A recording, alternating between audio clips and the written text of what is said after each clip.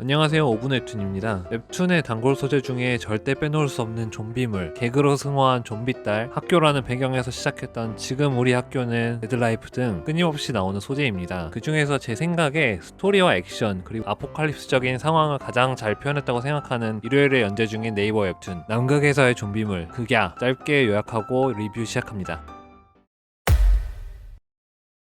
한중일 3개국이 공동으로 설치, 운영 중인 남극 글로벌 과학기지에 각 나라에서 파견한 대원들이 25명씩 모여서 서로 각자의 역할을 가진 채로 생활을 시작한다. 그리고 극단적으로 밤이 길어지는, 낮이 찾아오지 않는 4개월의 극야 기간이 시작된다. 마지막 일몰 후 3개월의 시간이 지났을 무렵 소행성이 지구 근처를 지나게 되면서 유성을 떨구기 시작한다. 혹시 운석을 발견할 수도 있지 않을까 기대하는 연구원들도 있었으나 기지 근처에 떨어질 확률은 차마 계산하기도 민망할 수준으로 낮았기 때문에 그냥 다 같이 하늘에서 쏟아지는 유성우를 보는 것으로 만족하기로 한다. 그때 기지 근처에서 눈사태가 발견한 것을 감지한 대원들은 정말 낮은 확률임에도 불구하고 혹시나 하는 마음에 일주일간 강도 높은 수색을 실시하고 정말로 운석을 발견한다. 보기 드문 사이즈의 운석이었고 바로 연구에 돌입한다. 그리고 운석의 놀라운 사실들이 밝혀진다. 운석의 나이는 약 50억 년 전, 지구보다도 더 오래된 물질일 수 있다는 것, 또한 운석 안에서 생명체가 발견됐다는 점이었다. 외계 생명체의 발견이라는 것이었다. 이러한 놀라운, 그리고 세계적으로 앞으로 길이 남을 발견에 있어서 이 발견이 서로 자신들의 국가의 소유라며 언성이 높아진다. 그 전까지 각 국가의 미묘한 심리전은 있었으나 이 사건을 통해 몇몇 중립을 지키려는 총대장 리시관, 차동환 등등을 빼놓고는 점점 대립이 심해진다. 총대장은 3국의 공동 소유를 주장하며 이 상황을 중재하지만 메인 연구자였던 천기욱은 모두가 자신의 연구를 훔쳐가려는 도둑들 뿐이라며 자신의 연구에 엄청난 집착을 보이기 시작한다. 그리고 연구를 진행해 가던 도중 당연히 죽어있는 줄 알았던 외계 생명체는 그 오랜 시간 동안 가사 상태로 멈춰 있었던 것이 밝혀지고 천기욱은 영양을 공급하며 이 외계 생명체를 살리는 데 성공한다. 더욱 광적인 집착에 빠져버린 천기욱은 며칠 동안 잠을 못 잔 채로 실험을 계속한다. 왼손으로 실험을 계속하다가 손톱을 깎다 생긴 상처 사이로 외계 생명체들이 들어오면서 좀비로 변하게 된다. 그리고 대원들 사이로 빠르게 퍼져나가면서 고립된 기지는 아포칼립스 상황을 직면한다.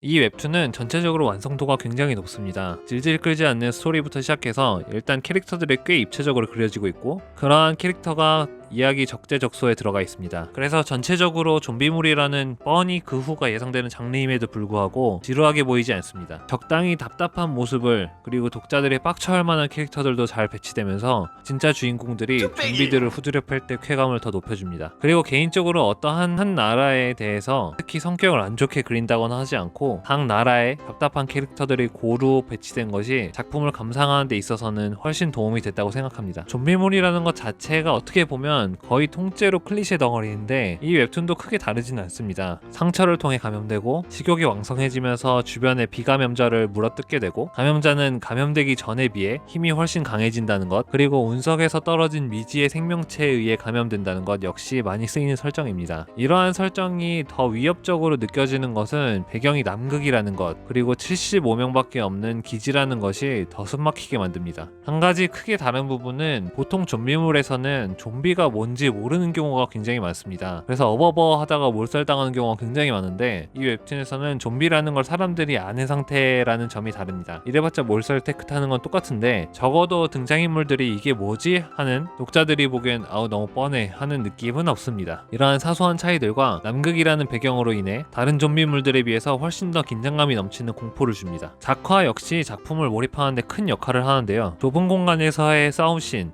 그리고 눈이 오는 야외에서의 작화들 모두 좋습니다. 설정상 강한 빛과 소리에 반응하는 좀비들이기에 어두운 야외에서의 그림을 그릴 때에는 빛을 함부로 막 그리면은 자칫 설정 붕괴나 감상에 방해가 될 수 있지만 이 웹툰에선 그렇지 않고 적재적소의 빛을 잘 표현하고 있습니다. 작가님은 매화 맨 마지막에 단체 사진을 통해 생존자를 표시해주고 계십니다. 매화 점점 줄어들면서 이제 몇 명 남지 않았습니다. 펭귄과 조류들까지 좀비 바이러스에 걸린 상황으로 범지구적 재난이 될 수 있는 일촉즉발의 상황, 남은 인원들이 이 상황을 잘 타개할 수 있을지 아니면 정말 포스트 아포칼립스의 결말로 치닫을 것인지, 좀비물 자체에 불호를 가지신 분이 아니라면 일요일 중상위권에 위치한 웰메이드 좀비물 웹툰 극야 추천드립니다. 더 재밌는 웹툰으로 더 자주 찾아오도록 하겠습니다. 항상 끝까지 시청해주셔서 감사합니다. 댓글 달아주시는 분들 모두 정성 들여 읽고 있고 항상 감사하게 생각합니다. 구독, 좋아요 감사드립니다.